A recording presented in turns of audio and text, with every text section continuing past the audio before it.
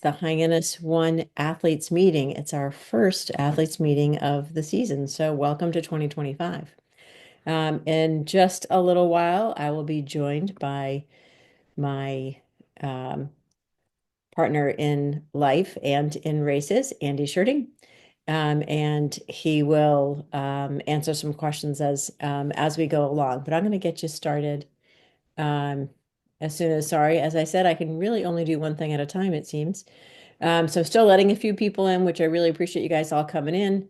And I will say it once again, if you didn't get muted by me, if you wouldn't mind muting yourself, that would be fantastic.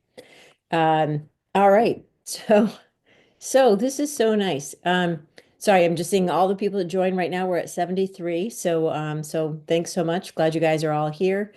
I'm gonna share my screen in just a second.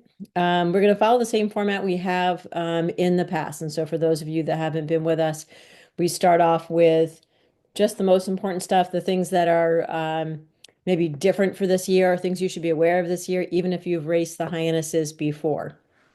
Then we'll move on to you're a triathlete, you've raced other races, but you haven't raced Hyannis. And so we'll go through like the course and all of that kind of stuff.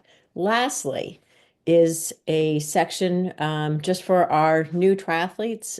We have a number of new triathletes starting with us this year. Super excited for you.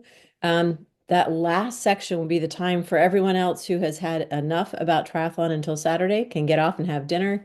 And the rest of us will hang out and talk triathlon, what things you should be doing or not doing, what you should be wearing, all sorts of questions that usually, if you have other triathlon friends you're afraid to ask, you can ask them here.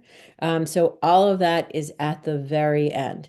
I will answer questions, or Andy will answer questions as we get to the end of each of those sections. So the first one being, hey, this is what's new this year. The second one, this is the Hyannis, Hyannis specific. And then, of course, then with the newbies, you guys will have tons of questions we'll be happy to answer.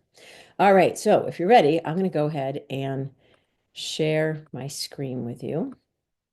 Here we go. So just in case you weren't sure which meeting you're at, you now know. And there we go. So the athlete's guide, if you have not already been there, please go to the athlete's guide. We have all worked really hard to get as much information in there in a way that makes the most sense, or at least it does to us. So I hope that that's helpful for you. It will go through everything, every little detail is in the athlete's guide. So if there's anything that you missed tonight, you can go there and get it. All right, so new for right now for this year. Packet pickup, if you haven't raced with us last year, packet pickup is now dynamic bibs, which means you get a check-in pass when in the next couple of days. Maureen, will they get their check-in pass on Friday or Thursday? Hoping for Thursday, but might be Friday morning. Okay. So check your email. If you don't see it, check your junk box. And in there will be information that you can confirm, like, yep, that's my name, that is my birthday, there's my USAT number. If your USAT number is not in there, please do that beforehand. Um, the in the old days, we used to be able to, if you didn't have a USAT number, you could show up on race day with your $15 and you can just take care of it then. You just filled out the form. And USAT doesn't allow that anymore. So everything's got to be online.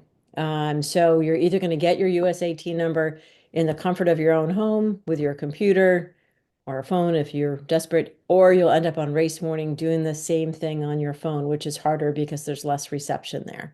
And then you have to wait in a line and you have to go visit Maureen, which is always great to visit her. But it's better to do it at home. So if you haven't done it yet, please take care of it. And then the reminder will be when you get that check-in pass and it doesn't have a USAT number. Sometimes it's because your birth date has been switched. You go to put in the birth date, you end up with a 1-2 instead of a 2-1, or names with hyphens always seem to be a perplexing issue for USAT. So different things like that. Sometimes it's not that you don't have a number, it's just that it's not coming through the system. So thank you. Registration, because we have dynamic bibs, registration will stay open throughout race morning. So we used to close on Wednesday so that way we could get stuff to the timer and all that. And that magically is not an issue. So if you've got friends that decide Friday night they want to come, bring them on. Olympic sprint swim courses, I'll show you that. It is the same as Hyannis 2 last year, right, Andy? Hyannis 2 was the new course, swim course. Hyannis 1 was not. Hyannis 2. For both. In any case, thank you. I thought it was just Hyannis 2, but you never know. So I'll go over that with you. Swim warm-ups will be allowed for the sprint triathlete, sprint triathletes. You will be able to warm up until 7:20. That will be a bit important this year because the water is just colder. So you're going to want to be able to get in and kind of get your body acclimated. And so 7:20, you'll be able to warm up on the side. I'll show you that in a minute. Course hydration is drip drop. It's dripdrop.com, I believe. I've got a slide. It actually has it in there. Drip Drop is a great hydration product. We like it, and it will be out on our course. So if you're not familiar with it, you might want to pick some up and just give it a try before the race.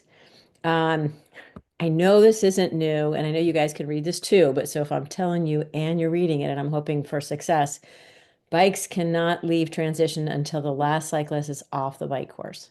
It's a USAT rule. We stick to it because it's safer.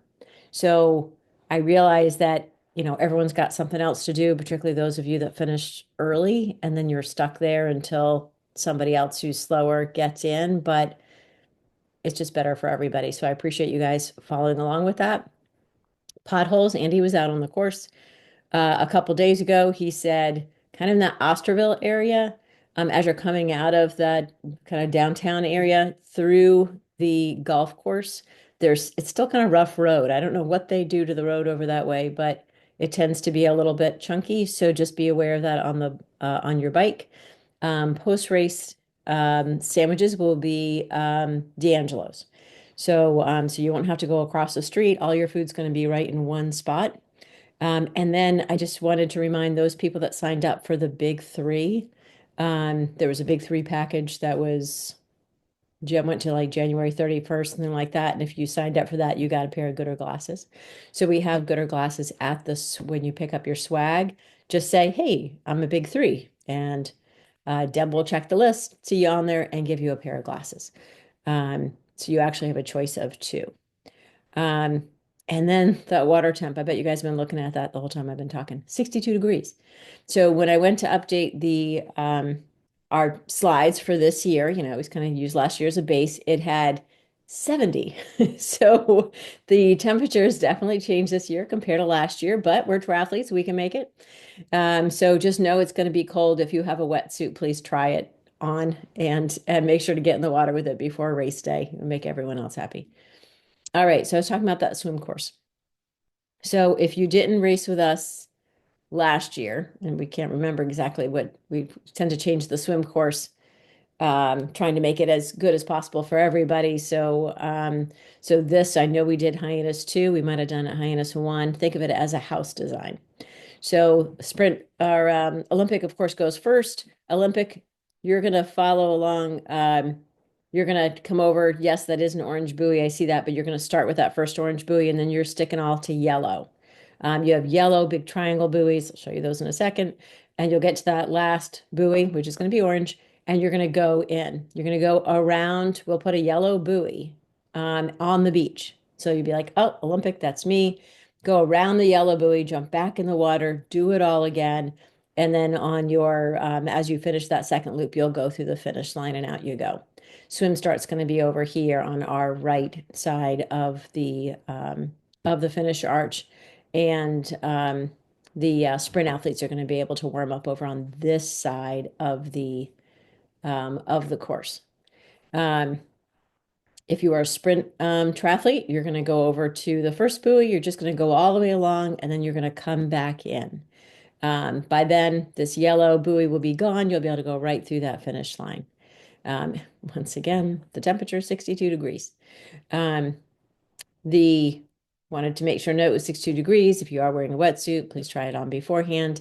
And please get in the water. I know that it's really cold, and some people, including one that is beside me, would rather just jump in the first, like don't get wet until you absolutely have to. But for many people, we see them panic because first they have this wetsuit that they haven't worn all year. It's choking them. They get in the cold water, it takes their breath away, and now they're in full panic because you're now swimming with, 50 of your favorite friends. So if you can get wet first, get your body acclimated a little bit to the water, put a little water down your wetsuit. It opens the suit up. It also kind of gets you to like get your breath again, and then you'll be able to swim. It will be a much better experience for you, and safer all around because you don't feel like you're drowning out there. So we do have lifeguards, of course, that are throughout the course. You can always hang on to a rescue board. They just can't bring you anywhere unless your race is finished. All right, enough of that. So remember, we're just doing all the like real hot points. We'll go back later and go through the courses and all. So our next thing, Drip Drop. I was mentioning that. Drip Drop, great product, dripdrop.com if you want to check out what they have. That will be on our run courses or and transition areas. So there's two water stops in transition and swim in and run out that will be there as well as on the run course. All right, and we always need volunteers. So, this year is no different. If you have friends or family that is going to be joining you, they want something to do while they're waiting for you, we can use them out on the course or in transition. So just contact, actually, you can go to our website and or registration and just go on the registration form. There's volunteer, or you can send an email to bethann@neevents.com. And Maureen, would you mind putting that in the chat for everybody? Thank you. So we can always use more volunteers. We appreciate you coercing your family and friends to join. All right. So before we go on to, um, if you haven't raised hands before, let's see what questions we have. You want to come in? All right. So Andy's going to join me. Come on in. Hello. Oh, wait, got it. There we go. Hey. There you go. Okay, vegan options. We do, right? For the Subway. Not Subway. What was that? D'Angelo's. Vegan. Okay. There is salad that D'Angelo's will provide, and bananas and peanut butter, which is always my go-to at races that I'm not um, directing. So there is like some kind of protein with the peanut butter and then salad. We had a question about yes, it is a two-loop swim, and yes, you do have to exit the water for a very short time, go around the yellow buoy and back in the water, Mhm. and for the second loop. That's the only way we can get the full 9/10 of a mile. That is an Olympic distance or close to it. That's because of sandbars that are on the sides of the course. So we have no choice but to make it two loops. Yeah. We've tried everything. A question about swimming inside the buoys or outside. The buoys will be leave them on your right side as you swim around. So basically, you are swimming on the outside of the buoys, and the buoy will be to your right as you make your turns and follow the course. Wetsuit peelers, you might answer. Wetsuit peelers. The tradition in triathlon is that some long distance races, Ironman distance and the like, will have wetsuit peelers. I'm not aware of any at the shorter distance, and you know, we have some great volunteers, but we really want to make sure the bike course is as safe as we can make it. The run course is as easy and safe, and keeping motorists off and everything else. We'd rather allocate our volunteers to those safety considerations. Depth of water for the sprint, under 10 feet. Right, but over your head. But over your head for a good part of it, yes. Most of it. All right, so wetsuits, gloves are not allowed. Any USAT sanctioned race does not allow gloves in the water. booties are allowed. Um, As long as the booties don't have fins in them. right, right. The idea is that you don't have any extra advantage with your hands, like being webbed and so forth, or feet webbed. All right. If we've covered all those questions, I'm going to go back to our presentation, and we'll go on for anybody who either needs a refresher for the Hyannis course or there you go. Thanks. Or is just new to the race altogether. All right, Andy's going back to his corner. All right, you ready? All righty. So there we go. Okay, and if you wouldn't mind, anyone who has gotten unmuted, if you can mute yourself, that would be fantastic. All right. Andy, did you are you also on? I can't see. Can you see the screen? Do you want to go through the course, or do you want me to? No, we're going to run through the course, Here he comes back. get squared away. Okay. You probably won't remember if I go over left turn here, right turn there, plus it's on the map anyway. I think the question that most people have is where are the hills and where are the downhills? It's a relatively, I would call a relatively calm course, but there are a few uphill sections and some downs as well. We've already talked about the road, except for that area about 4.5 miles to 5.5 miles. The roads are in good shape on the bike.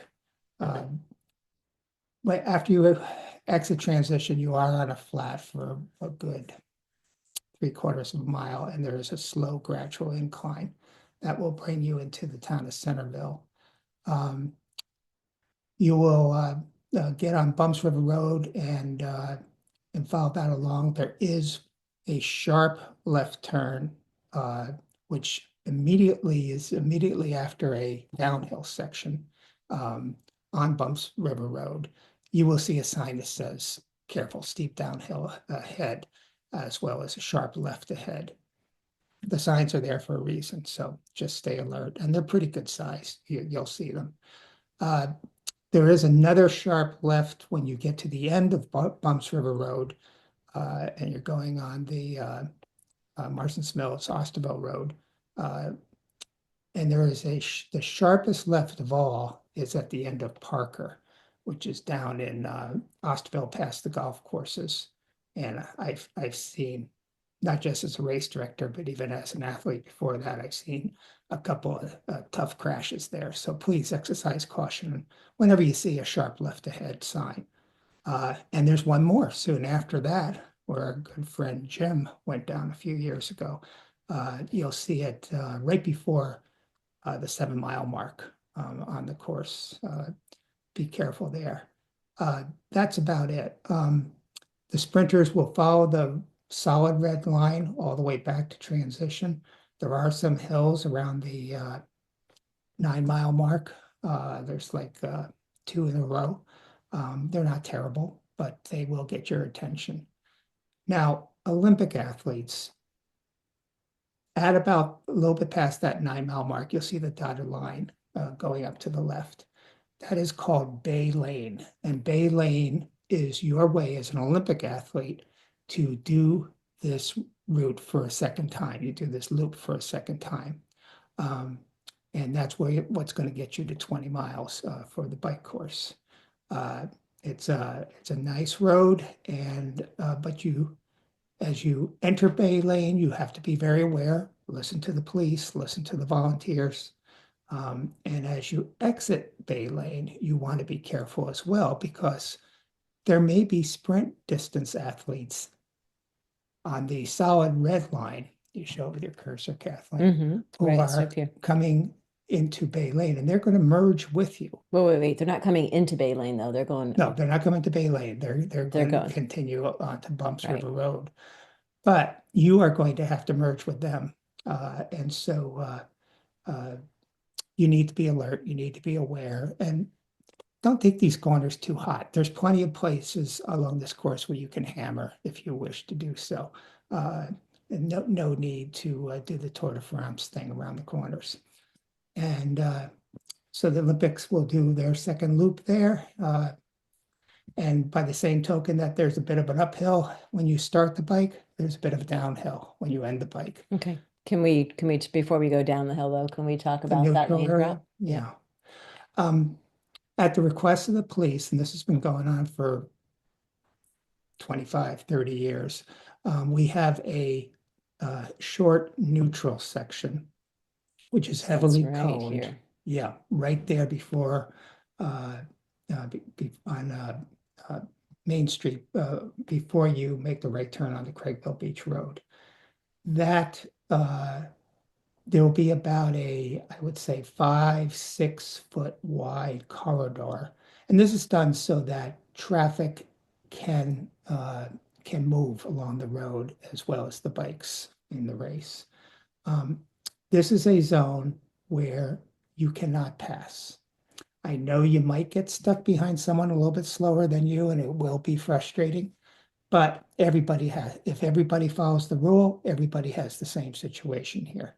You stay behind who's in front of you, gives you a chance to catch your breath if you're a fast cyclist, and then you can open it up when you make the right turn and head down toward transition. So please, it's a safety concern. And it's been around since I've been racing and directing this race, which is just about 30 years now. It's part of the race. Right. And we will be taking numbers. There's always a few of you that decide to go around the cones, and you will get a penalty for doing so. So if you just stay in the cones, you won't have to worry about that penalty. But we will be taking numbers. Yeah, we've already assigned the people who will be there with clipboards. So don't try it. Sounds like a police stop, but it's not. All right. So Andy, so on the run course, do you want to talk about that and where the turnaround is and all that? Yeah. So starting with like the duathletes, because they're the first ones Right, because we have duathletes, we have aquabikers, and we have aquathlon athletes perhaps listening, as well as the sprint and the Olympics. So we'll try to cover all that for you now. Let's start with the duathletes who start at 7:30. Some of you will be swimming. Doesn't mean anything to you, but just so the duathletes know, they will start at the east end of the transition area. There'll be a yellow and blue arch.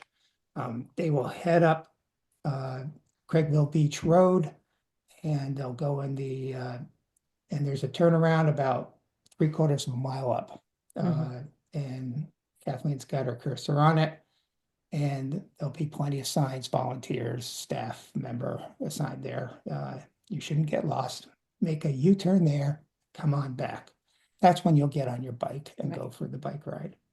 Okay. All the others, let's talk about sprint distance athletes first. Or maybe we should talk about Olympics because they go first. The aquathlon will be the next ones to go through. Aquathlon, yeah, because the aquathlons will do the Olympic course, which is 6.2 miles. They will head up in the same direction that we just talked about, that the duathletes run along Craigville Beach Road, and they will make a left turn on the Strawberry Hill Road. They follow Strawberry Hill for a short distance to go past the 1 mile mark. They'll make a right turn for a short little stretch, and around mile 4 is on the second loop. That's not on the first loop that you hit for. And so about 1.5 miles in, there will be the aid station. I should say there's an aid station at right here at near the turnaround. Yeah. Which is there for the duathletes on their first run, as well as everybody else who's running as well. So in a way, you can think, if you are a sprint distance athlete, you're going to go by, Olympic distance athlete, you're going to go by a aid station 4 times. Anyways, so you're on Strawberry Hill Road, you go up to Old Town Road, aid station, you'll go past the 2 mile mark, right-hand turn back onto Craigville Beach Road, And as a Olympic athlete, you will see the signs. Once again, look at the signs and comprehend them. They're pretty good size for a U-turn at about where Kathleen's showing her Can you cursor. see my cursor? Oh, Okay. lost my cursor. Hold on a Okay. sec. Oh, there we are. There it Okay. is. So what Andy's talking about is right here. So you'll keep going straight. You're not going to turn on Strawberry Hill Road yet, right? So you're going to keep going straight until you get to that turnaround. And then you're going to turn around and do the whole thing again. Right. So You do that entire loop. And now when you get to that turnaround, you're going straight. right. So that has been a question that's come up. Olympic distance athletes or aquathlon have thought, oh, I need to make a right on Strawberry Hill. No one makes a right on Strawberry Hill. You're only making a left because sorry, I keep losing that cursor, because you're either coming this way or you're going around, you're going all the way down to that turnaround, and then you're doing it, then you're going and doing it again there. So hopefully that helps to Right. There'll clarify. be straight arrows and also a volunteer or staffer who hopefully cautions anyone who tries to turn right there. We'll keep an eye out for that. We only mention it because there's been a few times where someone just in their mind, oh, I have to do another loop, and they try going up Strawberry Hill Road, and they have to go all the way down to the turnaround and then come back up and do Strawberry Hill Road. So that's the Olympic. Sprinters, it's a whole lot easier. You just do this loop once and you'll have 2 water stops, 3.6 miles, relatively flat. The only hill of any sort is about a half mile in, and it only goes for about a quarter mile, and it's not that steep. All right. What did I we think forget? that's, Anything? no, I don't think anything. Okay. So just for those that need visual, so this was the Olympic loop or the Olympic thing. Here's the exact same course, but it's only sprint. You see, there's no bay lane and there's no turning around here, and it's a shorter swim. Aquabike, as Andy was talking about. For those that do aquabike, it's just a swim and a bike, and then you'll bring your bike into transition. Your timing when you cross the timing mat coming into transition after your bike, that is your time right there. You don't have to run through the finish line, although it's nice to do that and get photos. But that's up to you. You can take your time. You can turn around, put on your flip-flops, get a drink of water, then go through the finish line to get your finished water bottle. Totally up to you, but that's for the Aquabike, which is for sprint and Olympic. And then the aquathlon that Andy was talking about. So it follows the Olympic distance, except for there's no bike. So you'll swim first. You guys will end up getting out of the water before the duathletes even take off as a general rule. And so you'll be the first ones onto that run course. Duathletes, you don't have to swim. So as Andy was talking about, you'll do that first little here, ends up being like a mile and a half. It's real quick. Go up there, turn around, come back, and then off you go on the bike, and then you'll do the sprint run the same way you did the sprint bike. Olympic course. So we were talking a little bit about this. We got the house design. So Olympics, we're going to start over here. You're going to go down to, yes, that's an orange buoy. I realize that, but that's where you're starting. And then you're going to follow all yellow triangular buoys. And you're going to go all the way to this last one. And then you're going to go around that yellow triangle buoy and then do the whole thing again. And you'll get to finish right there. So that is 2 loops. And there's a triangle yellow buoy. Looks just like that. You're keeping it on your right. Sprint, you just have the roof of the house. You won't have to worry about those yellow buoys at all. There will be lifeguards here, so if you are just going along and you're just heading over to that yellow buoy, the lifeguard's gonna pull you back and say, "Wait, wait, you don't have to go that far. You can turn." So you'll go ahead and make your turn here, go in, and then come to the finish swim arch. You'll be able to do your warm-ups over here while the Olympic distance is going on. Obviously, stay away from the course. But when I say, hey, it's time to come out, guys, please come out of the water and go ahead and get in the start chute. And there we are. There's the yellow buoy, or excuse me, orange buoys. They're roundish. and you'll go around. That's actually a really old course. We don't do a rectangle anymore, but you get the idea. Buoys stay on your right. Is this a good time to take some questions? Usually no, but we could. Okay, Okay. since you're into the second section. So, well, yeah, I'm still doing swim. So All yeah. right. So all right. So here we are from different angle, those Olympic distance athletes. There will be a buoy over here. So you'll get out, you'll go around and in you go. In the meantime, the sprint athletes will start lining up over here and getting in place. So you'll have an audience will cheer you on. And then there's for the warm-ups. In this particular photo, this was when the swim start was in a different area. So Right. Kathleen has circled where I the circled swim it. start will be, but that's not, Right. in this particular race, it was elsewhere. Right. All right, and the lobster pot challenge. So for those of you on a triathlon team, lobster pot challenge is going to be a real challenge this year. If you are youth or college on a college team, we've got so many of our college athletes coming out for Hyannis one. We're really excited for them. We also have a number of the age group teams that are coming out in force. So that's going to be a lot of fun. Remember, for teams, if you have someone from your team that is volunteering, or it could be like a loved one from the team, as long as they write the team name down in team when registering, then you get extra credit for that. So 5 race entries for the first place, and then it goes down from there. Second and third place entries actually get or second, third place winners also get some race entries as well. So fun all the way around. We are almost ready for questions. I know Andy's ready.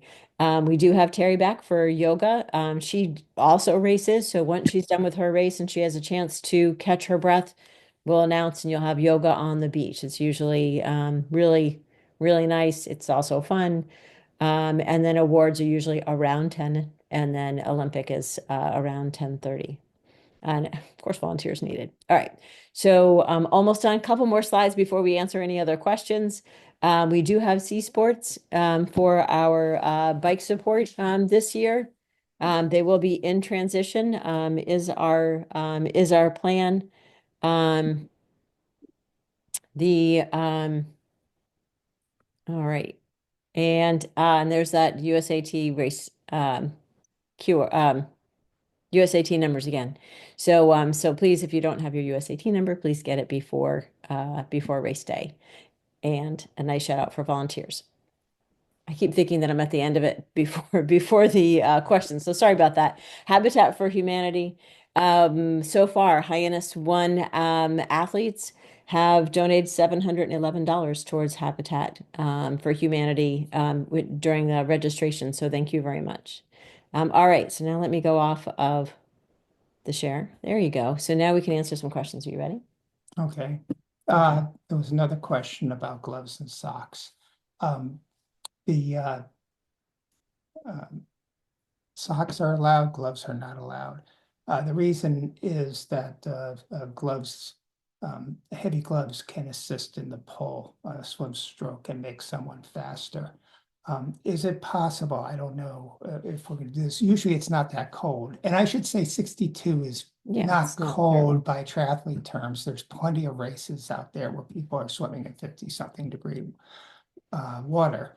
But is it possible for an athlete to enter and declare themselves ineligible for awards so that they can, if they really feel they have to have gloves?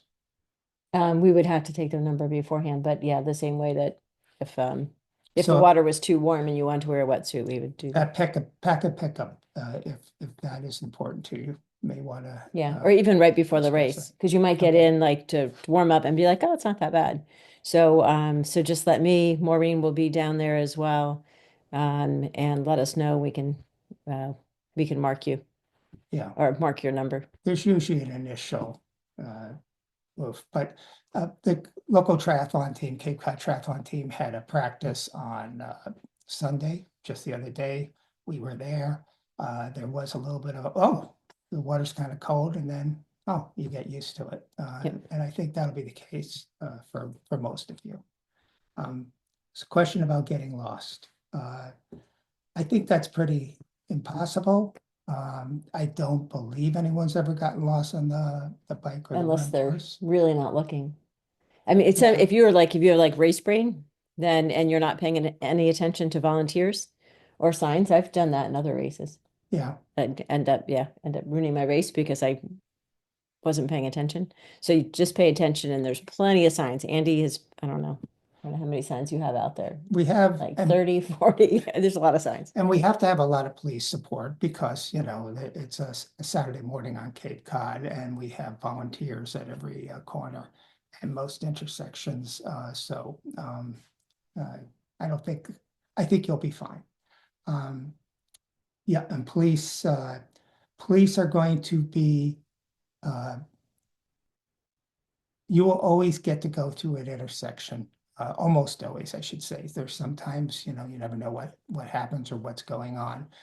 You should be able to go right through the intersection and the police and the volunteers will let you do so.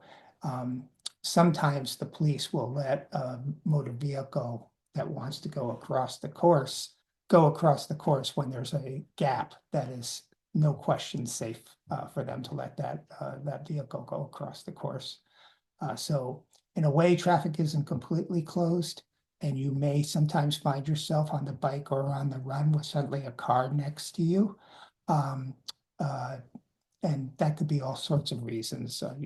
Someone got up in the morning, decided they want to go to Stop and Shop, and they got backed out of their driveway, and suddenly they're on the bike course of a race. So you always do want to be aware that you're going along there. Okay. So bathrooms. There are bathrooms in the bathhouse, and then I think we have 10 porta potties that are on the other side of the bathhouse. They're not in transition. You have to actually go out of transition, but there's plenty of bathrooms in the area. Not out on the course though at all.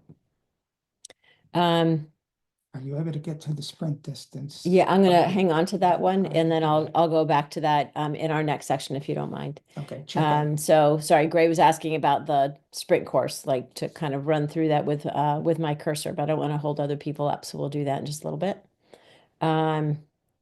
Check in on race morning. So the athletes guide has the schedule, and then athletes are Maureen's 5:45 athletes are allowed to register.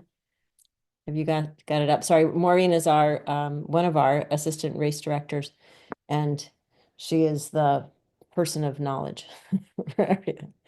You could register up until race morning. Pack and pickup starts at Friday night 5 to 7 and then 5:30 to 6:30 Saturday morning. There you go. Thank you.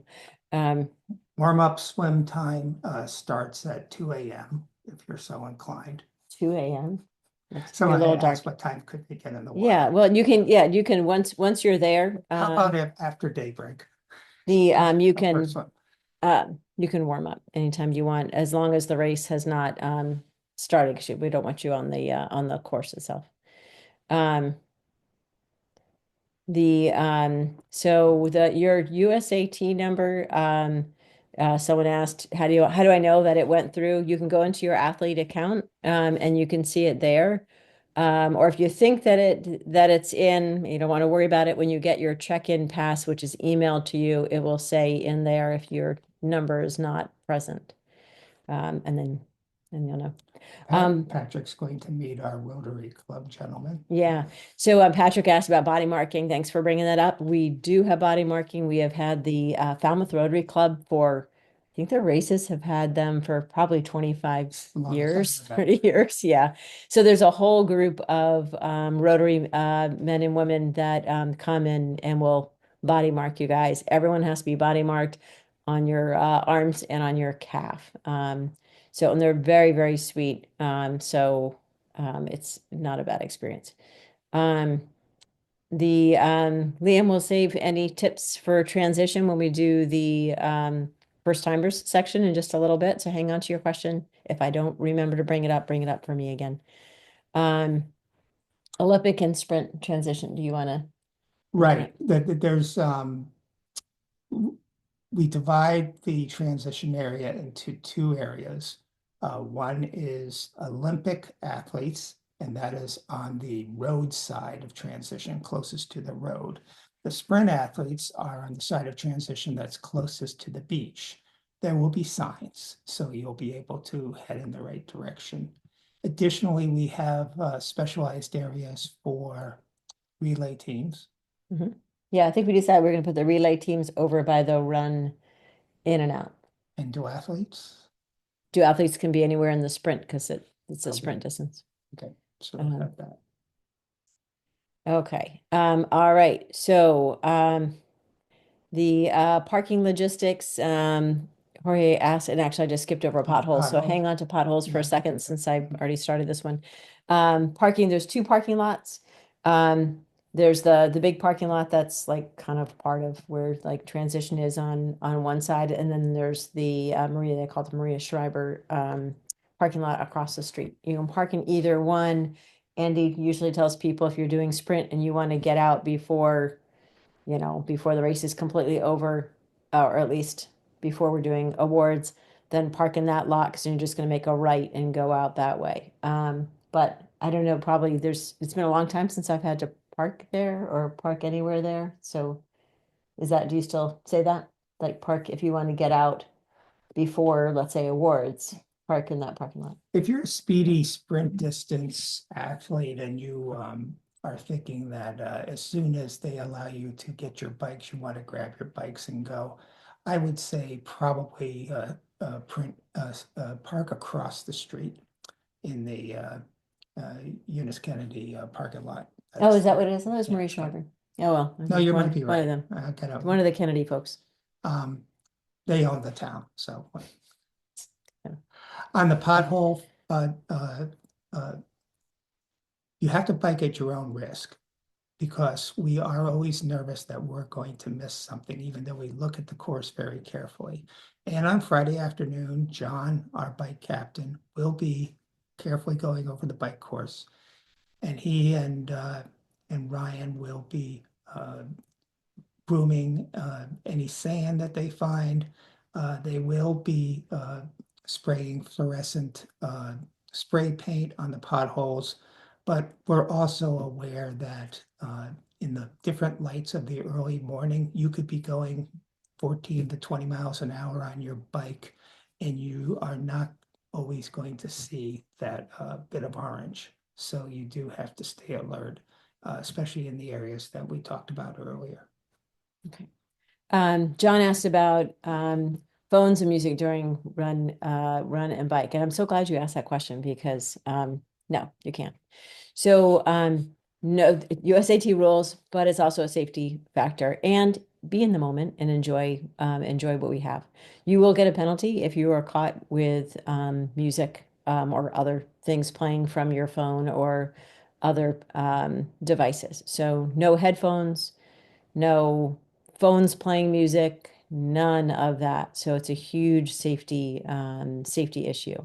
If you go to the athlete's guide, there's actually even a link about, the USAT rules, and that's like one of the ones that are broken the most. Not that there's a lot of people doing it because most people have to listen to my lecture. But it is there. It is something that comes up. So you can click on that and get all those rules. Also, speaking of rules, thank you for bringing this up. For anyone that is new to triathlon or anyone else who doesn't like following rules, there is no drafting on the bike course. So please do not draft. Do not cross the yellow line. Obviously, that is very unsafe to cross the yellow line. When you're on the bike, and drafting is just unfair. So if you go to the USAT rules, you will see, all about that, what that distance is now. It has changed. Is actually they caught on that. I think they used to say 3 bike lengths. You still have a little bit of an advantage if you're 3 bike lengths. So now they're saying 4 bike lengths.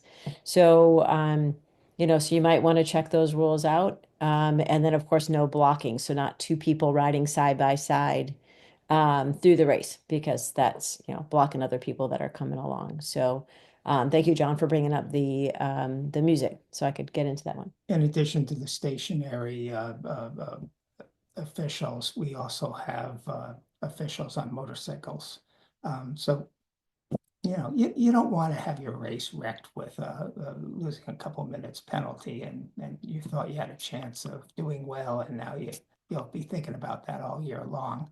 Just don't draft and don't block and don't wear the headphones because in other races, thankfully not in ours, at least in recent years, there have been serious accidents when someone tried to pass someone else, whether it be running or biking. And they said something like, I'm passing on your left, and the person doesn't hear because they're tuned into the motivation music that they're listening to, and we have a problem. So no Yeah, problems. that's true. Okay. So Maureen just corrected me. It looks like USAT changed the drafting again. This time they didn't tell race directors. It's actually now 6 bike lengths. So you imagine that. So 6 bike lengths is the non-drafting. So if you think 6 bike lengths is about 40 feet between bikes. So anything closer to that is considered drafting and can result in a penalty if you're caught. Okay. Tri-suit goes to my elbow. Yes, you're right. They will body mark just below the sleeve of the tri-suit. Finish will not be in sand this year. It will be on pavement. There was a question.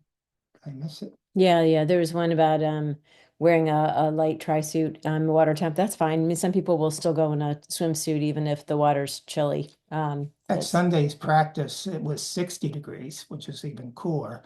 And there were athletes without wetsuits. Yeah, and they're like, oh, that's and fine. jackets. You know, Yeah. some of us are, or some of me, a little wimpier, and I would want to wear my wetsuit, but some people are just fine with it. So, all right, transition area separate for sprint Olympic. I think, Rich, we were talking about that before. There's an Olympic section and a sprint section. Happy to go over that again in our next section with the new athletes.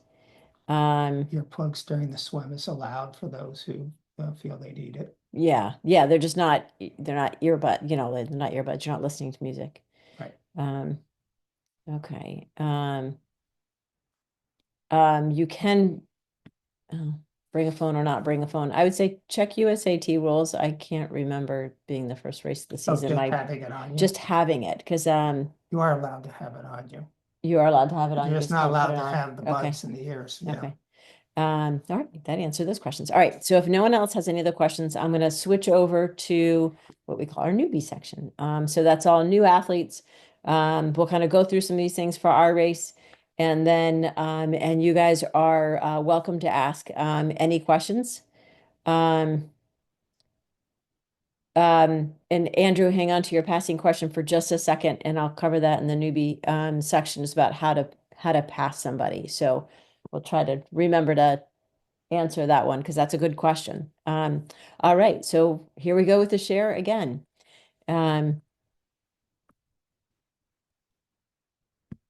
All right, so new to triathlon. So first, congratulations for planning your first triathlon. Triathlon has definitely changed my life, and I hope it does that for you too. So this is a transition area. This is a Hyannis. You see the finish line. It is only for athletes. No spectators, no moms, dads, grandmas, kids, dogs, none of it. It is athletes only. There is a gate which you can't see over here, and only athletes are allowed in. So you'll show your bib number, or once you're body marked, you'll have that. Everybody else has to stay on the outside. This is your area only. Okay, and then the question was coming up of where's sprint versus Olympic. So it looks like in this, assuming that we're all the way towards the road, this would be the Olympic row, and then the sprint rows are over closer to the beach. And so if you're Olympic or you're aquathon, that's Olympic distance, you'll be over on that left side. And then for anyone who's doing relay, this year we're going to put relays. You're going to end up being over here in your own section. So you don't have to worry about all those other athletes. You have the party section in the back. So, so you'll be towards the back over here. The run in and out, it ends up being over in this section. The bike in and out ends up being over here. I'll show you a better picture in just a sec. And then to give you an idea, if you're familiar with Craigville Beach, there's the beach houses over on our right over there. Ready? All right, so this is when you're coming into transition, you're going to have a volunteer, or sometimes it's me, that is checking your bike. So what he's checking for here is to make sure that your brakes are working, because obviously that's kind of important. So we're going to make sure that your brakes are working, and he's also putting his fingers, if you, I'm pointing to my screen, which obviously you can't see. There we go. So right over here, he's checking for a bike plug. So you don't want that to be open, your handlebars, on the ends, whether it's straight across or it's like the horns or something like that. You don't want that to not be plugged. Usually there's something in there that's supposed to be, like the bike mechanic puts it in. You want that, because if you were to crash, that could end up going, it would impale you. We don't want that. So if there's a plug, it's less likely to do so. So he's going to check for that. If for some reason he finds your brakes are soft, or you don't have a plug on your handlebars, he's going to send you over to C Sports. Right before I was talking about the bike support. So they have a big tent, really great guys. You'll go over there, they'll check your bike out, and and fix whatever they can. And then Andy, we do, if sometimes someone will come and they didn't realize that their tire was actually flat, and it might require an actual tube. They have tubes there. Please, I think usually say bring money so that to pay for the tube. Yeah, throw a few dollars in your bag that you bring with you, just in case. The bike mechanics their labor is free, but and I think if In the bike plugs, bike plugs, that's fine. they don't care about that, but I think the tubes start adding up if they give too many of them away. So yeah, that, and then they'll have some other parts as well, just in case someone needs it. And for Yeah. that, it would be good if you have some money to give to them. Yeah, so far we haven't had any issues with someone not being able to get their bike fixed because of that. There's also air there. So if you find that, you thought you had filled up your air the way you wanted to, and you find out it wasn't, you can go over to C Sports, and they have some pumps for you there. And by the way, we have a supply of bike helmets in different sizes that have been left behind at other races, and we couldn't locate the owners. And we also have swim goggles. Right. So if you forget your helmet or swim goggles, know that we do have a supply. Maureen, are those going to be over at the help desk? Okay, so those will be at the help desk. The help desk is actually our Winnebago. There's a big awning. You'll see Maureen or Dawn, our other assistant race director, will be there, and they'll have a big bin that if you need anything, just holler at them. All right, I was talking about C Sports. There they are right there. Great guys. You can go visit them. All right, so we get the question a lot about how do you get your bike on the bike rack. Bikes go by the seat. I know that it seems like you should put it by the handlebars, but don't. You need to put it by the seat. So you just take your bike, tuck it under the bar, and then hook the seat in it. And then all of your belongings are going to be over to the right of the wheel that's in front of you, which again doesn't seem intuitive. It seems like you should put your stuff in the back. Don't. Goes in the front. So also you're going to go every other, and you're going to hear me say that in transition at least a few times. What I mean by that is this bike is facing this way, the next bike is facing the other way. And that way, when you go to pull your bike out, your handlebars aren't going to bump into somebody else's handlebars and knock their bike down, or someone does that for you. So you always go every other, and it helps us to get enough, people in on the bike racks. For Hyannis, we do 6 bikes per bike rack. So when you come in the morning and you've only got 3 of you, and you're like, "Ooh, we could spread out." There's always those last minute people that will show up and they're looking for a space. So please make rooms. We know we can actually fit 8, but we're gonna only do 6 for Hyannis. That gives you a little more room. On the bicycle there. So when you arrive, you will be standing on the other side of the bar, and you will lift up your seat and put it on that on the rack. That way, when you're racing, you can take the seat off the rack, back up the bike, and go.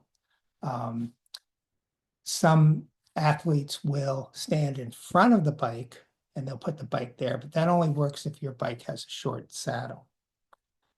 Otherwise, for those of us who have a large saddle or a saddle that's high, I can't fit the bike underneath. Really? Yes. Oh, you taught people. So, So so USAT rules that you put it that you're supposed to be facing, the bike is supposed to be facing you with everything to your right. But you don't do that? I don't think that's the rule. That is. No, How is I think that's what you're used to. No, Sorry that's that we're no, having that a was disagreement here, but and that also gives you more room to put your yeah. belongings because you have a little bit of room to the side of Oh, the tire that's elevated. check the USAT because No, you so we check. have yeah. So we have every when the race is sometimes you Hyannis one is a state championship. We're lucky enough to get that designation from time to time, and so a USAT official comes and he'll tell you that's where he goes. All right. Either way, Watch the please do. professional triathlon races and you'll see them back it out and then go. I know those are different. The pros are different. The any case, please every other. So what I mean, one here, one there, so forth. Okay. All right. So and sorry, this looks like an odd picture. What goes on your transition mat? And in this case, this looks like a base day. So it's someone from one of the Boston Tri Clubs happened to have the stuff here. They're using just a towel. You don't get a lot of space. So whether you follow Andy's rule and go in with the bike and you're at the back of the bike or you're at the front of the bike, either way, he's going to look that up. He's doing the USAT thing. So go ahead, you'll see. So all of your stuff needs to be in a small area. Think of a little bigger than a hand towel. So all your things go there in one space. And when you'll go to swim, you'll have on your wetsuit if you're wearing that, your swim cap, which everyone has to wear a swim cap, and your goggles and all that, right? So you come back from the swim, you're going to take that stuff off and you're going to put it right in this little area. And you're going to grab your bike shoes if you're wearing bike shoes or sneakers if you're wearing those. All of that should be lined up on your transition mat. And let me go forward one and see if I did a better job of explaining that to you. I did not. Okay. So you've got your bike shoes laid out for you. You've got your helmet. Usually turn your helmet over, like you can put it up. This one is just, yep, it is upside down here. So the helmet is already flipped over. So that way, when you go up to transition, you can take it and just put it right on your head and then buckle it. You have to have that buckled before you take your bike off the rack. And that is a USAT rule. And don't be doing the AI thing while he's over here checking it out. All right, You'll be somewhat happy. okay. All right. No, but we're not getting Because into that. we both won. Oh, good. That's important. Okay. So, all right. Sorry. So, now I lost track where I was. Oh, so everything that you have is like right there in transition, right? You put your helmet on, you buckle it up. So that's what I was saying before. USAT rules that you actually buckle it before you get your bike off. And really, it's just a practical thing. It's that you remember to do it. Because once you have your bike in your hand, you're ready to go. So buckle the helmet all the way, put it on the right way. Every once in a while, we see someone going out of transition, they got their helmet on backwards. Also remember to take it off before you go run, because that's also, you get all in a zone, and then we have runners going out, they're still wearing the bike helmet. So, it happens. But if you have all that stuff in transition, practice your transitions between now and race day. It will make the rest of your race go much better. But all right, so you come back from the bike, you put all of your stuff back in your little tiny spot. If you're wearing bike shoes, of course, switch those. You'll want a running cap, sunglasses. This person has 2 water bottles here. I tend to do that as well. One water bottle goes on my bike. The other one I use to spray sand off of my feet when I come back from the swim. Please do not bring those like sink container things that like you put water in. I can't remember what those are called. Or buckets. Like a dish thing. Yeah, dish, yeah, like a little dish pan. People trip on them. Right. So they're big tripping hazards. Some people will bring a bucket, and same thing, like either you're going to trip over it or somebody else is going to trip over it. And that's not fair, or you can't find it because it ended up across transition. So if you could just have all your stuff laying down, if you bring a little bottle, you can just squirt your feet, get the sand off before you put your shoes on. And I always bring an extra bottle anyway, because I'm like, well, just in case. We do have what we call water monsters. They're these big blue water supply things. And you'll see one over by the bathhouse. If you need to fill your water bottle, you end up drinking, more in the morning before than you thought, you can always fill your water bottle there if you wish. And of course, it's there for after the race as well.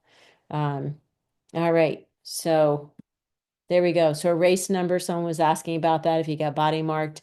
There's our folks from the Falmouth Rotary Club. They will mark you. They're going to put your age on your right calf. Every once in a while, they get the left calf. That's fine. Actually, it's the left calf. It is the left calf. Sorry, not the right calf. Um, they'll put your age. They'll ask you what your age is, and they'll put that down. If you're Aquabike, Aquathon, Duathlon, something like that, then you can tell them that and they'll come up with a D or AQ or what have you on your calf. You're also going to get bike numbers. So there's a helmet number and then there's a number for your bike. It can go right here on that on that crossbar, or it can go on the stem of your seat.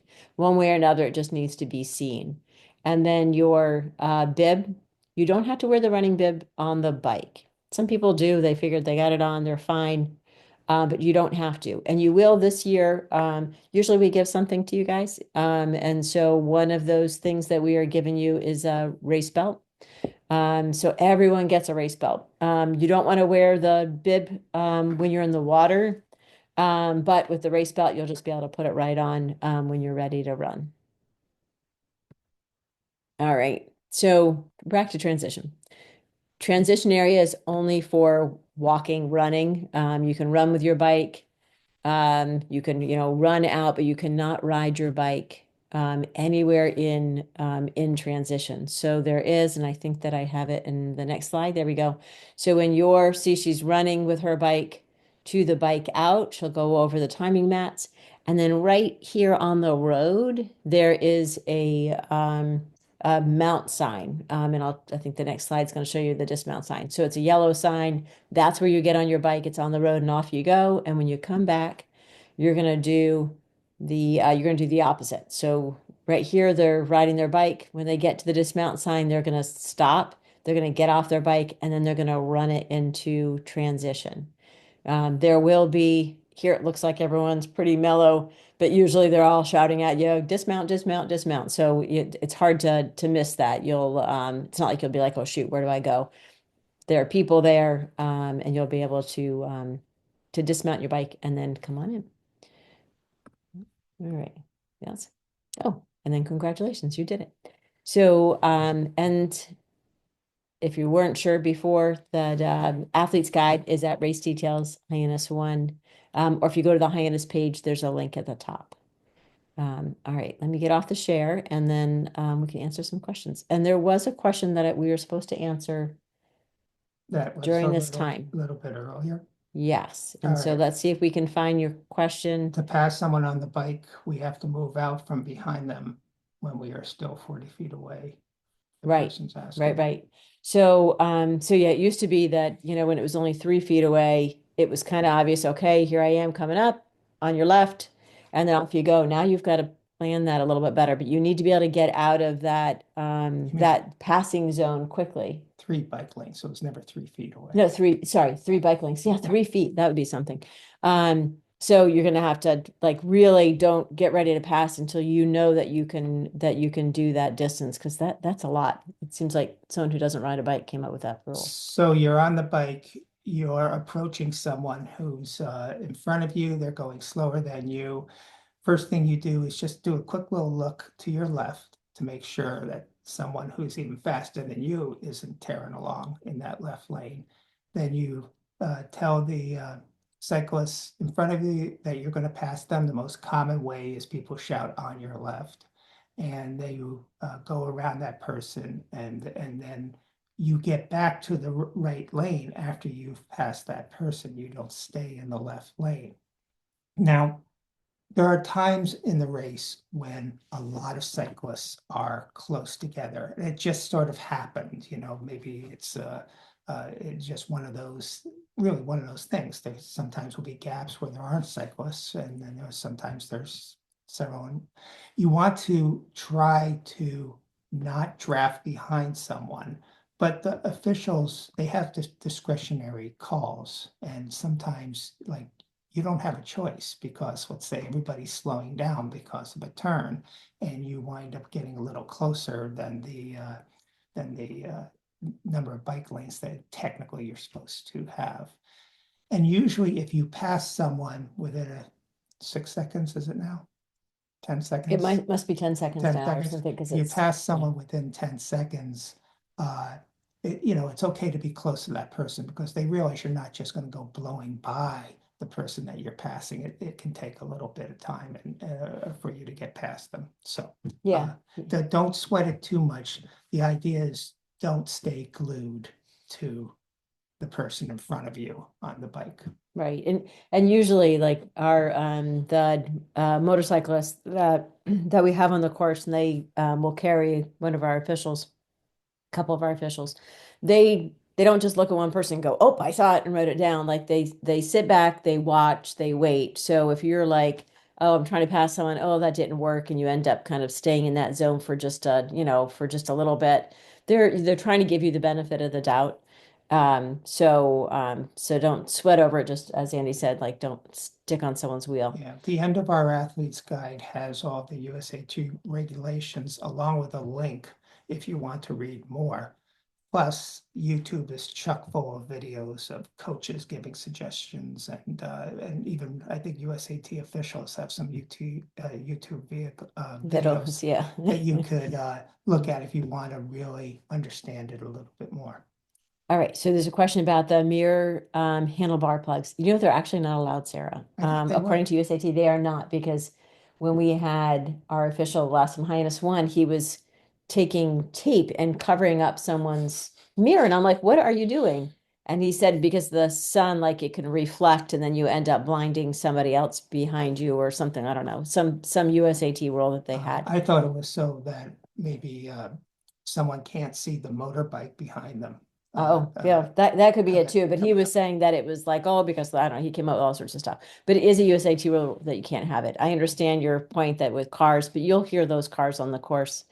And so far that hasn't been an issue. We've never had a car accident. So, um, how do you know what wave you're in? Yeah, I know, right? Right. Um, the swim waves are posted. So if you go to the athlete's guide, you will see just find your spot, Olympic or sprint, and then look for the swim waves there. You won't know the color until Saturday, but at least you'll know what wave you're in.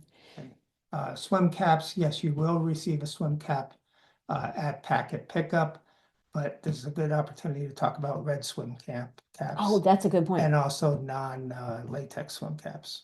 True, true, true. So, All right, so let me do one of those at a time. Red swim caps. I should have brought that up before, and I'm sorry I didn't.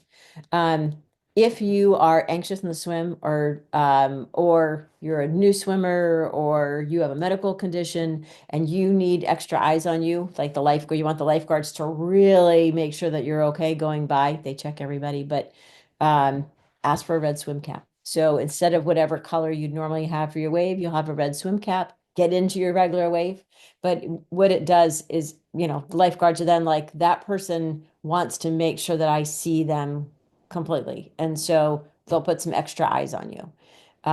It's been a huge help. But we've been doing that now for the 8 years that we've had this race. And it makes the lifeguards are happy because they're like, okay, I know I need to pay extra attention to that person. And it makes the, athlete feel better knowing that, okay, I got eyes on me. So definitely ask for the red swim cap. And we usually have some down to water too. So if you didn't think when you picked up your packet, you're like, I'm fine. And then you get down there and you're like, oh, that's real water. Which happens. It's always a surprise. Like, oh, this is like open water. It's not a pool. And so sometimes that little panic sets in. We always have some red swim caps for you. We can happy to hand one to you. yeah. All right. So then the other question latex. Mhm. Ours, we actually at this point we have some swim caps from earlier last year, and then we have some swim caps are later. Some are latex, some are not latex, and I haven't gone through them to figure out which ones we have. So if you have a latex allergy, bring your own swim cap, and that's fine. It's not if it doesn't match everybody else's, it's not a big deal. But make sure to bring your own just in case I end up grabbing the latex swim caps for the race. If possible, stay away from a black or a very dark swim Yes, cap, please. if Yep. possible, because that's hard for the lifeguards to see. Question about transition towel mats. Nope, those are on you. Whatever, and you should be practicing anyway. So just fine. Some people will take a towel and just kind of fold it, and then they have that. And I- one of the things we do, just because we like to, is we always have a gift for each of our races. This year, it happens to be race belts. It is So- actually, yeah, it's kind of Well, there's a two couple of this different year. group Yeah. gifts this So year. we have the race belts, and of course they have New England endurance events. And so please feel free to use those at any race. But we also, and we always have like I don't like using a plastic bag for swag, for obvious reasons. So we have this really nice canvas bags that we're going to give you. So you'll have a canvas bag and you'll have the race belt. Right. But you will see New England endurance events transition mats in the transition area. Those are from athletes who have raced, I don't remember if it was last Gee. year or the year Oh, years, before, like or several 4 or 5 years ago. Yeah. And we gave them out, and so who knows, next year we may give them out again. We'll see. But yeah, but otherwise just do your own and just kind of fold a towel that works for you, like a thinner towel. Pool swimmers who are doing an ocean swim for the first time. I think the main thing, and this is a little late, perhaps you're going to be in the pool again before you race, but if you've been resting on the edge of the pool at every lap, you're not going to have that opportunity here. So hopefully, Yeah, that sounds you like feel so obvious, comfortable- but it's you not. feel comfortable with just pushing off on the pool end and heading back up. But generally speaking, I think what most athletes do is when they breathe, they turn their head a little bit more to go up, because if there's a little bit of a chop, and we're fortunate in that I think this race more often than not has pretty calm water without a chop, but sometimes there is a chop. And that way you're turning, even though a swim coach might say, you've over rotated, that's too much. Still, you want to get a good breath, and you don't want to get a gulp of water as you go along. The other thing is sighting. And so if you are doing any swimming this week before the race, I would suggest practice sighting, kind of like turning your head up and getting a little bit of a look, and try to do it as part of your breathing, so that it becomes a natural motion.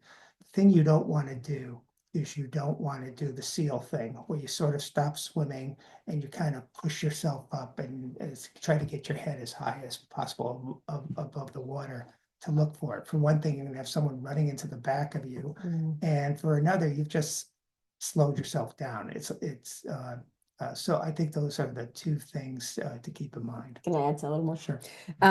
So you're going to be really anxious when you go to start the swim, because obviously you've been swimming in a pool, right? And you just kind of slide in and then you're good. And this, you guys are running into the water, and you're running with other people. Now we do our starts, we call them a modified time trial. So we do 8 people at a time every 10 seconds until the whole swim wave has gone through. So a swim wave might be a 20 to 39-year-old male or female or what have you. So so you're not getting in the water with like 50 other people, which is kind of how it used to be done.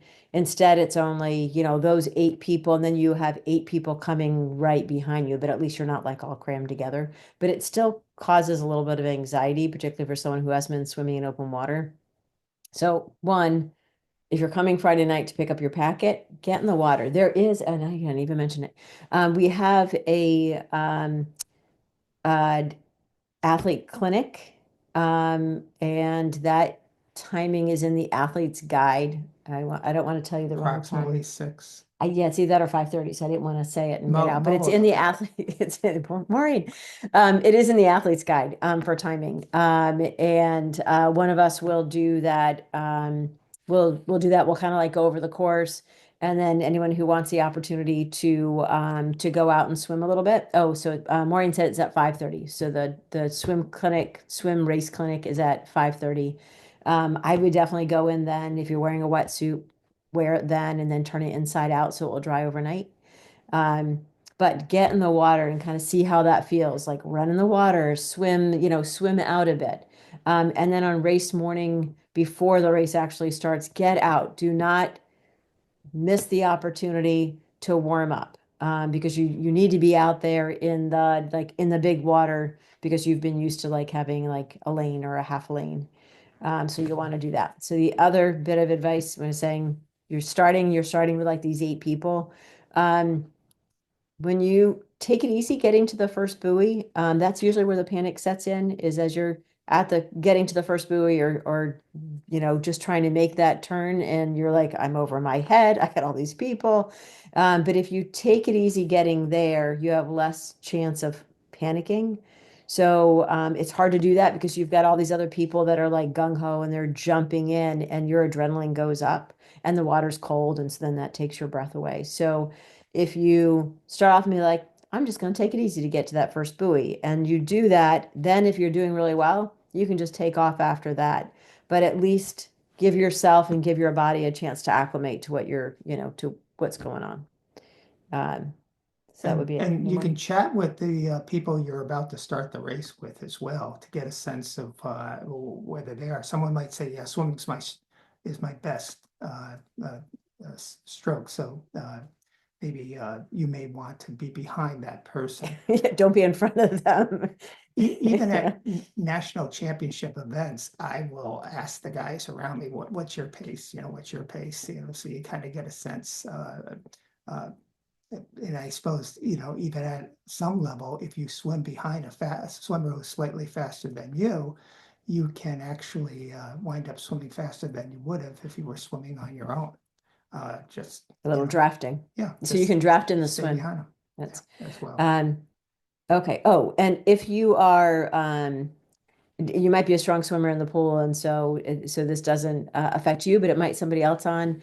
That first timers wave is great. It's not just for first, I mean, it's for anyone who's just starting out. Maybe last year was your first year. We still consider you a first timer if that's what you like. If you're a little more anxious about the swim, do the first timers wave instead. The awards are based on first timer, though. You won't get an age group award, but it makes your race a lot better if your swim goes well, and you weren't out there panicking. So the as we call the newbie wave or the first timer wave, everyone in there is super nice. And if you're swimming along and you end up bumping into somebody, or they bump into you, usually they stop and say, "Oh, sorry." If in the age group, it's just not the way it works. They just swim over you, or they try to get around you, but it doesn't always work. And then some age groups, some age groupers, and some we know very well. So the first timer wave is like, it's never like that. Everyone is just really great and aware of everyone else around them. So there's a question about the backpack hydration vest. That's perfectly fine, Sarah. If you want to wear a hydration vest in the bike or the run, that's no problem. And then long sleeve wetsuits. Yes, a full suit is totally allowed for wetsuits. If you like to do that, what we were referring to before is like we were talking about like booties or gloves. Some people, even if they get cold really easily, they might wear one of those like neoprene like hat kind of things. You just have to put the swim cap over that. right? Okay. So we have the wonderful bike mechanics from C Sports in transition area, but they're not out on the roads. And I can say this as someone who's many times has walked and pushed my bike for several miles sometimes to get back to the transition area after a flat. You need to be prepared with your bike as if you were on the road on a bicycle ride on a Sunday. If you have a problem, you have to take care of it. Now, we do have lots of volunteers on the course. We have vehicles on the course. And of course, someone's going to give you a ride back to transition if you need it. But the thing is, you may be waiting a while because we have to keep our volunteers and staff in their specific locations on the course until the race is fully over. So the best thing is yeah, I know it's a little short notice if you don't know how to change a flat on your bicycle, but it is a good skill to work on this summer. And if you don't know, you're not the only one. I don't either. So, but it barely ever happens. So Shane, how often does a flat tire happen? I don't know. I mean, maybe. Don't say that. I know, right? Knock on wood, knock on wood. We have 7 races, and I think maybe once a year, maybe every once in a while, twice a year, someone's like, "Oh, I had a flat." It doesn't, and we have that's thousands of people. So, so it doesn't happen that often. Spectators, Maureen, you might remember, my first inclination, can spectators track you? No, it's not like an IM or an Ironman, but I want to say that our timer has a link that at least you'd be able to see, like, did they already come into transition? They can't track you on they can't track you on the course. Yeah, but I think that's correct. He's got it on his tent, I think, and you can then look up their bib number. Right. Right. Thanks. Now, a shortcut that a lot of athletes do is if they have an iPhone or a iWatch, they have it with them, not listening to music, but they have it with them, and then their spectator uses the Find My app to see exactly where they are on the course. So, Yeah, that's so do him. The dogs. I'm afraid, as much as we love dogs, the official rule for Barnstable. Barnstable is that no dogs on the beach. Or in the Or in transition area. yeah, that's on Or the beach beach. property, not allowed on beach property. Does every once in a while someone bring a dog? Yes, but there are beach personnel that might tell you that that's that your canine's got to go elsewhere. Yeah, oddly enough, dogs are allowed on the road. So there are some people who have the dogs as they watch the race from the side of the road. And oddly enough, we cannot enforce the no smoking rule on the road. But please don't do that. But please don't smoke. So the sprint course record, that is a great question. What is the sprint course record? I think that Justin broke it a couple years ago, didn't he? Yeah, George Ben held it for years. It was in the high 48 something, and Justin got a 47 something, I think. I think that was it. 47 So are you minutes. planning on breaking it? We'd like Let's see. that would be great. Yeah. What's allowed in transition? So Gavin's question was, are small bags allowed in the transition area for organization? Sure. Usually most of us will have either you've been racing a while and you have a triathlon bag, which is usually like waterproof. You throw all your stuff in that. I've been known to take a backpack to a race, and then I just carry my wetsuit. So any of that's okay. It's only athletes allowed in transition. So we've never had theft or anything like that. You can bring what you need. I mean, don't try and bring a wallet because you'll end up getting lost. But you can totally bring a bag for your stuff. Yep. And then what about the bike course? We don't give a file for the bike course. I mean, the race is 43rd year or something like that, or the race is 43rd year. We hadn't been around that long. But if you go on Strava, you go on Map My Ride, you're going to see lots of people who have put the bike course up there, and you're welcome to download it. Okay, so what's the race about? Ah. So I like that question. I have do you have one that you can show us? Yeah. Okay, all right. So we'll save that for a minute while Andy goes and finds a race belt. So it's instead of using safety pins, let's see. It sounds like he's got one right around the corner. All right. Question Jim asked about buckets allowed to sit on. Please don't bring a bucket, Jim. It's a tripping hazard for for you and for everybody else around you. You will end up seeing, there we go. You'll end up seeing some there and then someone ultimately trips over it. And so if you could not use one, that would be better. If you feel like you absolutely have to have a place to sit and you have your bucket turned over, will you please transition somewhere where you're a little more out of the way, not in like one of the middle aisles. So that will at least eliminate or reduce the chance. Okay, you're going to show us the race belt? One of our very best friends. I know, that's insists on exactly who I was bringing thinking the of, and he insists on bucket bringing it. To races he does. Yes. So Kathleen and I cannot race in the summer. We're too busy with both of our businesses, including this one. So we race in the winter, and this is from St. Anthony's Triathlon, which is in St. Petersburg, Florida, in April. Are you going to show? You're going to And get it? Okay. here what it is Okay. is, can that be seen? Yeah, no, I don't know. So here, come on Oh, over it's here. your background is getting. I know. Here, let Do me you want show to you turn this off your way. background? No, because then everyone sees. All right, yeah. Actually, I have to turn off the background. Hold on, guys.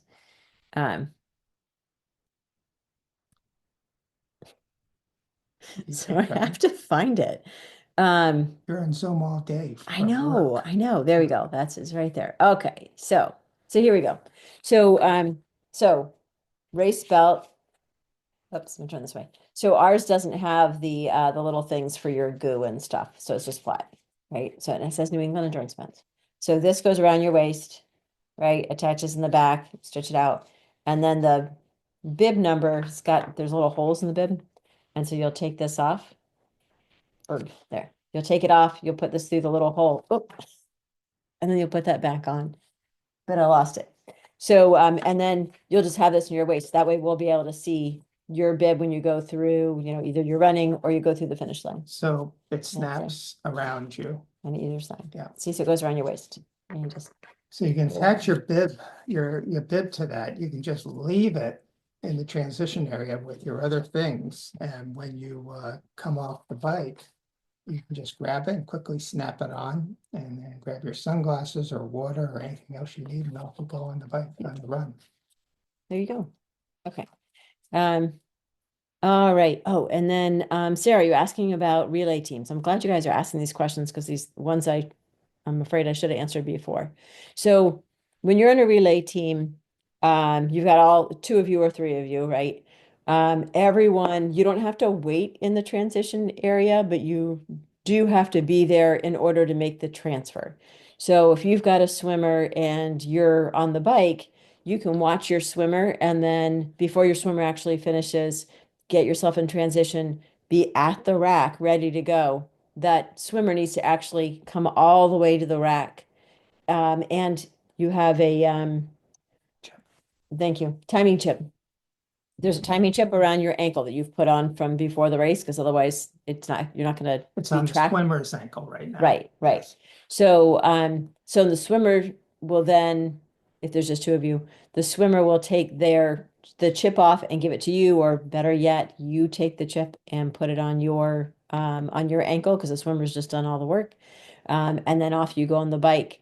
If there's three of you, then usually I say swap it around. So you've got your swimmer has the ankle, the chip on the ankle, the runner takes it off, puts it on the bike person. And that way that bike person can then focus on, okay, I got to get my helmet, I got to get my glasses, all that stuff.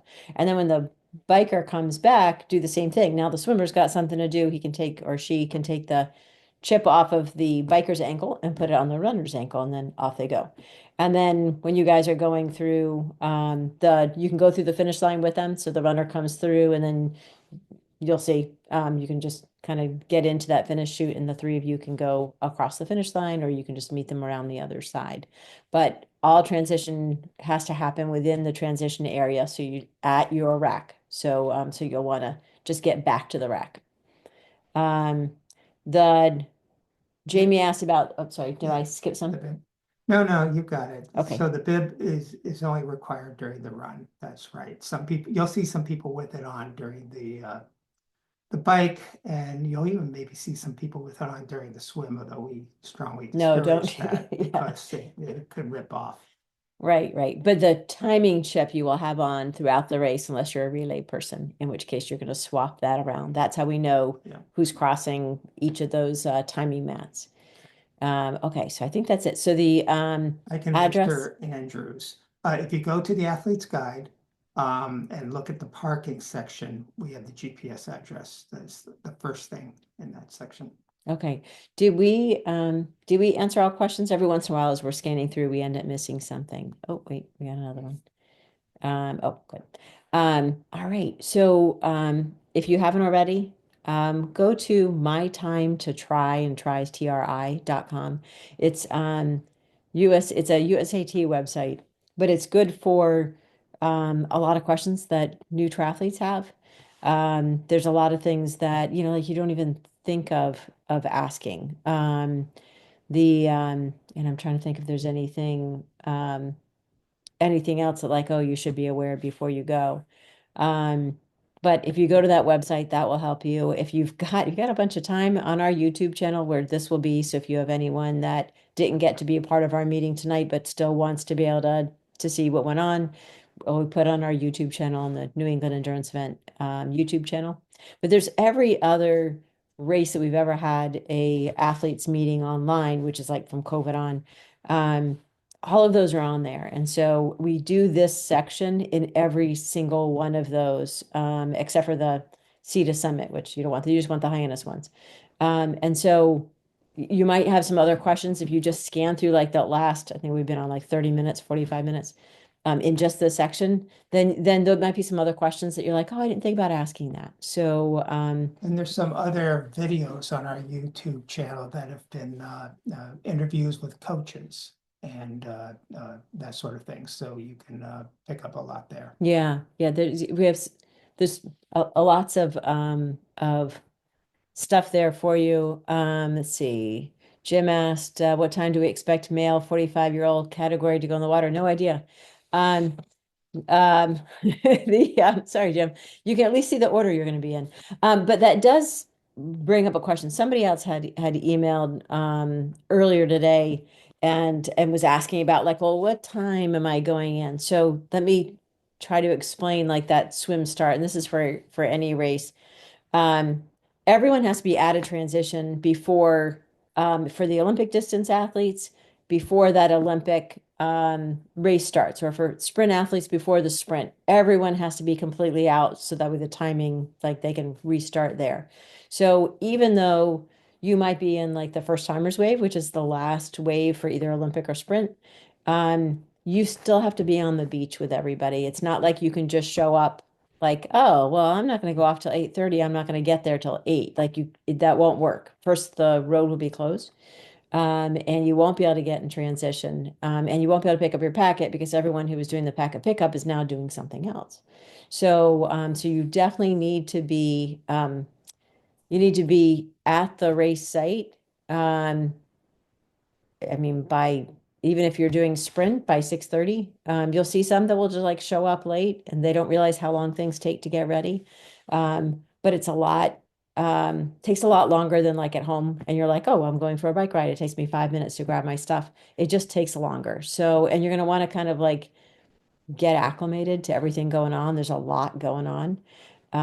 So, you're going to want to be there early. Give yourself some time. You'll be at a transition, Olympic 6:45 and then sprint at 7:15. You won't be back into transition until the race is actually till you're ready to go in there to transition for the bike.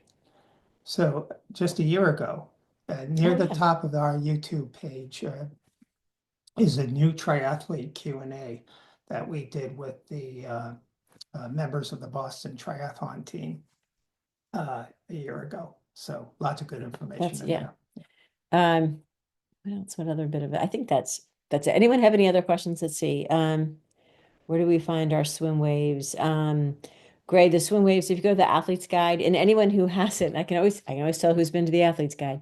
If you go to the athlete's guide and you can just go to the Hyannis website, our neat website, the Hyannis page, there's a link there. You can follow the emails that we've sent or social media posts.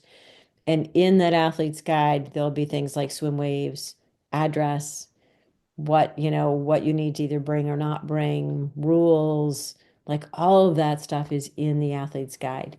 And it's a wealth of information. So please, everyone, just take a look at that Including, before the race. yeah, including the swim waves. So waves, you can get an approximation of when you'll be going into the water, because I think that was a question someone had. Yeah, yeah. I know that's hard to figure out. It does take a bit for the sprint athletes to go through, not nearly as long for the Olympic because there's less of them.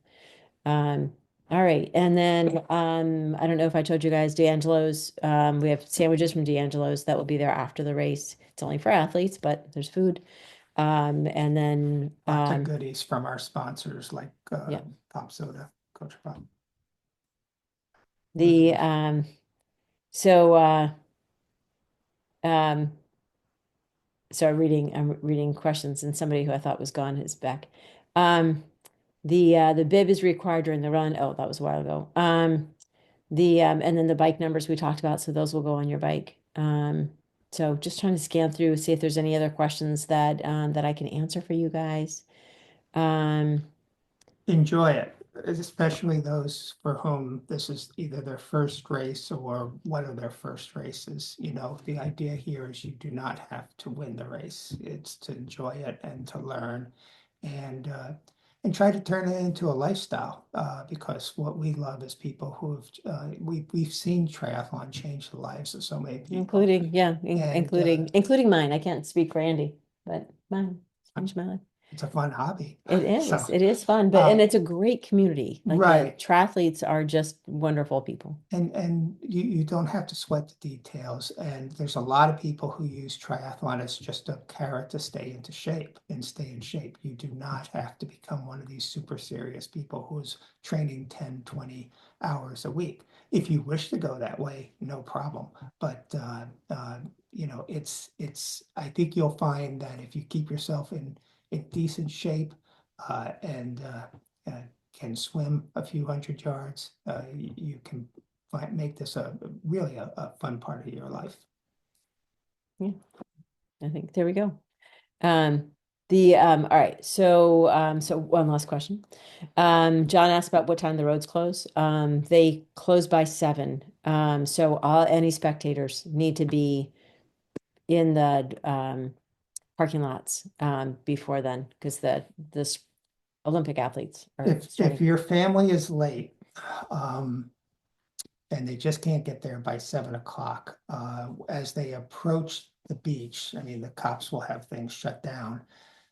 There's a ice cream store. You can Google it. Just tell them to look at Google Maps for it. It's called Four Seas Ice Cream. They have a very large dirt parking lot behind the ice cream shop, and obviously the ice cream shop isn't open at 7 in the morning. And so that's the place where a lot of spectators park. And then it's a relatively short walk down to the transition area. And as they walk, they can watch the cyclists go by. So that's a neat spot. I never get to see that. That's the little secret. That's a secret. Yeah. All right, there you go. All right. So so I don't see any other questions. So we really appreciate you guys being on. And especially for those of you that have stuck with us through all this. Thank you for being on for so long. We can answer any questions. Maureen, who I think is now off, you can email her. Don't tell her I told you to email her. And that's Maureen at Knee Events. I'm going to put it in transition. You know what? That's not nice. Email me directly, because ultimately I'll probably end up answering you anyway. So email me. Don't get mad though if I don't email you back right away. Okay, give me a little time. But I love talking triathlon. As Andy knows. Oh, hold a minute. I'm trying to I think this is my first time on Zoom. There we go. So there's my email. Feel free to email me if you have questions. First, check out our YouTube. As Andy was telling you, there's lots of great information there, and sometimes it's like an easy answer that you can get. But otherwise, I'm here. So appreciate it and hope. I say last question. Hold on, Gray. Do you know if there are any overnight parking places nearby? It's a good question.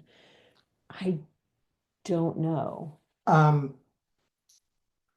I don't know if Home Depot, generally speaking, Home Depot allows parking in their parking lots, but I don't know if the Hyannis store does Yeah. that or not. Yeah, I don't know. I know Walmart does, but that doesn't really help you. There's no Walmart around. So. That's true. There is no Walmart around. Um, And they they uh, they close the parking lot at the race, and we have a retired police officer who does security overnight. But now And they the even put a police gate patrol. up. They don't Yeah. even allow cars in there. They used to allow like cars could kind of come and go, but they don't allow that anymore after a few years. Yeah. Yeah, you can park at a hotel parking lot. Like one of the bigger hotels, like the one over by exit 6, like Best Western. No one's gonna know I if don't you're know. parked there. I would risk it in the parking lot of the race, because there are some people who have done that, Yeah. the race parking lot. Yeah, just let us know so that way we can tell the officer that, oh no, that one's with us. Yeah, and there's always a porta potty That's true. that the town leaves open there, just one. Yeah. We will have lots of porta potties on race Right, morning, yeah, but not overnight. There's just Yeah. one porta potty that hundreds of people have been using all day. Doesn't sound Just very good. forewarned. There we go. Okay. Okay. All right. Thank you guys. We appreciate you being on. We will see you either Friday from 4 to 6 for is it 4 to 6 or is it 5 to 7? Shoot, why can't I remember things? It's 5 to 7. Oh, sorry. Thank you. 5 to 7. We will see you 5 to 7 on for pack and pickup on Friday night if you'd like to come then. Or we will see you race morning starting at 5:30. And you guys have a great rest of your week. We'll see you soon. Thanks.